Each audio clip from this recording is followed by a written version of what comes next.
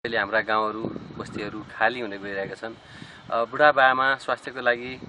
बच्चाहरूको शिक्षाको लागि बजार पलायन हुने र युवाहरू वैदेशिक रोजगारमा जाने हो म्याग जिल्लाकै ठुलो समस्या छ। यदि म म्याग जिल्लाबाट प्रदेश कको उम्मेदवार बनेर प्रदेश सभामा गएँ भने मेरो मुख्य भूमिका नीति निर्माणसँगै जोडिएर म आम युवाहरूलाई यही गाउँको माटोमा पसिना बगाउन, यही उत्पादनसँग जोड्न र यही युवाहरूलाई रोजगारसँग जोडेर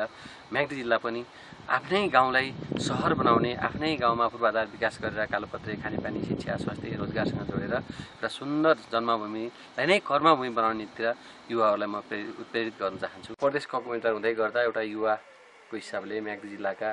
हाम्रो भौगोलिक हिसाबले साह्रै बिगड्ता डाँडा काँडा पाखा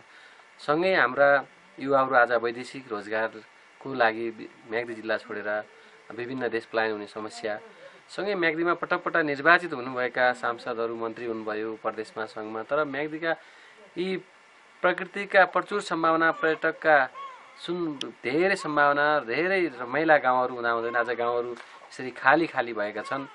यसपालि यो युवा जोस र जागरका साथ म आएको छु र यसपालि एउटा युवालाई तपाईँले मतदान गरिदिनु भयो भने म्याग्दी जिल्लामा यी बाटाघाटाहरू, यहाँ उत्पादन हुने आलु, सिमी, यहाँका पशुपालन, जडीबुटीका विभिन्न सम्भावनालाई हामीले प्रदेश सरकारमा रहेर प्रदेश सरकारमा सजिला नियम कानुन बनाएर युवाहरूलाई गाउँमै फर्किने व्यवस्था मिलाउनेछौँ। यसपालि मेरो उम्मेदवारसँगै म्याग्दी जिल्लाका सम्भावना भएका गाउँहरूमा